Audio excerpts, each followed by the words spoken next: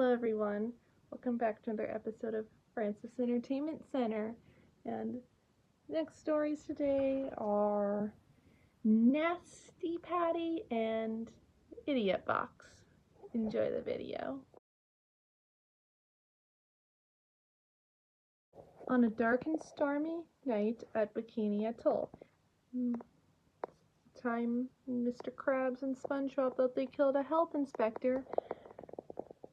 One bright sunny morning at the Krusty Krab, SpongeBob is cooking and Mr. Krabs is having a money bath as the health inspector arrives for a surprise inspection. Mr. Krabs tells SpongeBob to get him one of everything on the menu, which he does. After a few dishes, he orders one ordinary Krabby Patty before he can pass judgment. Meanwhile, a television report reveals that an imposter is passing himself off as a health inspector and conning restaurants in order to get free food. Outraged at the prospect of giving away free food, Mr. Krabs believes that one in their venue is the imposter.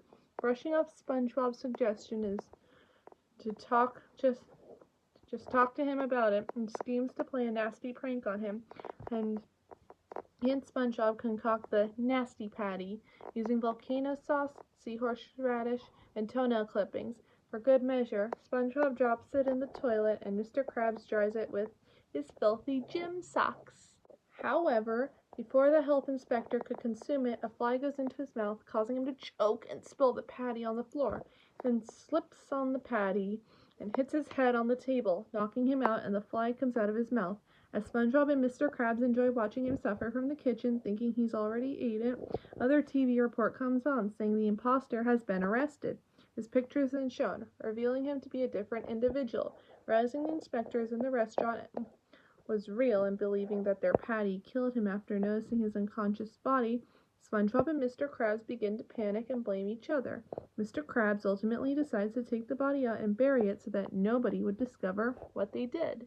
SpongeBob and Mr. Krabs take the health inspector out to the top of the hill and quickly bury him.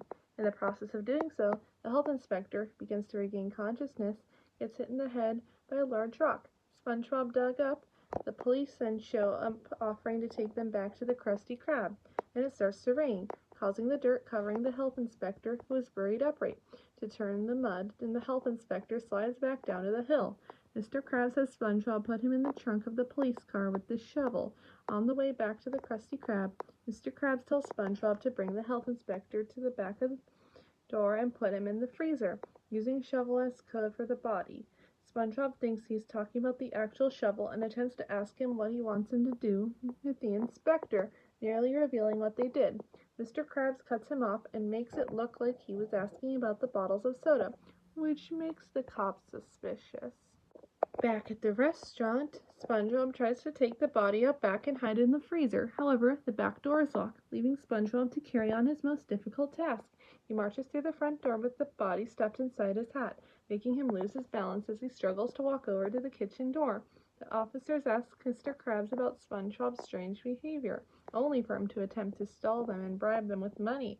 The officers are called through their walkie-talkies and receive a sudden report on the two people burying a body on the hill on Shallow Grave Road.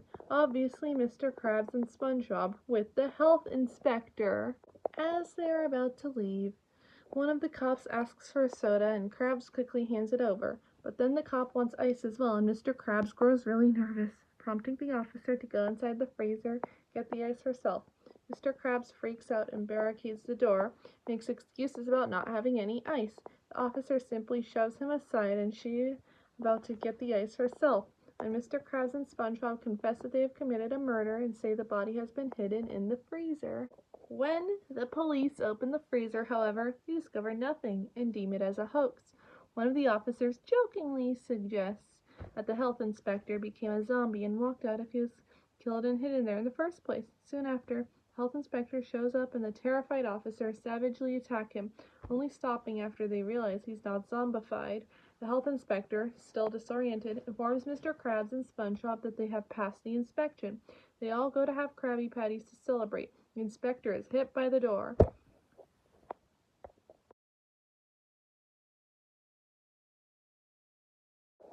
Squidward sees a large box being delivered to SpongeBob and Patrick. They open the box, which contains a giant television. However, Patrick and SpongeBob promptly throw the television away and keep the box. Squidward asks why they threw the television away. Squidward, not wanting any part of this, asks for the television, and they let him have it.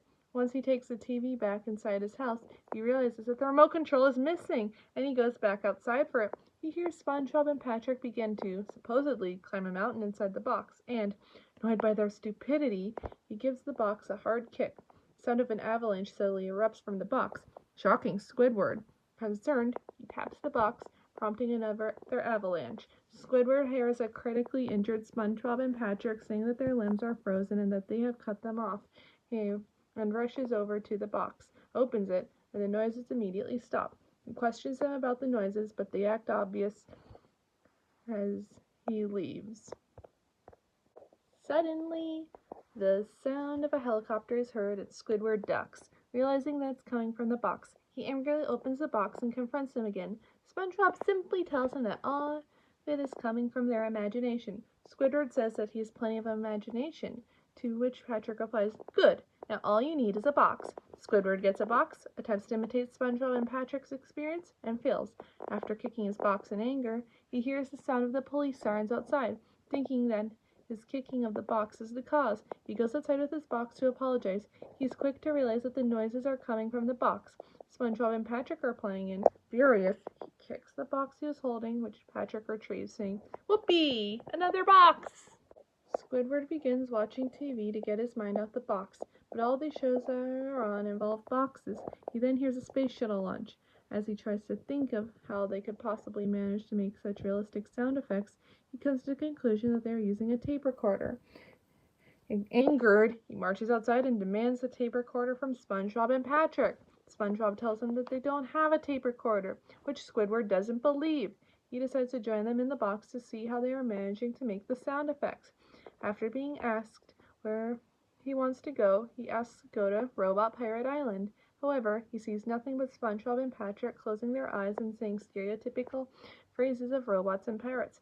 Squidward returns to his house and soon hears the sound of an epic robot pirate battle. Having enough, Squidward decides to sneak in the box after SpongeBob and Patrick go to bed to find a device that could make the sound effects. Late at night, after SpongeBob and Patrick abandon the box and go to bed, Squidward sneaks outside and enters the box, looking for something that would make the noise. A scan of the box proves that there is no such device in it.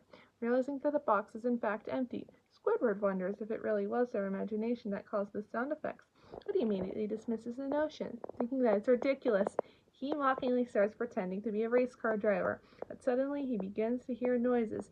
He imagines himself racing and feels all the movements of actually driving a race car. However, in reality, these sounds and movements are due to a garbage truck hauling the box away. It is then dumped into the landfill, and Squidward flies out of the box, landing face first and up high.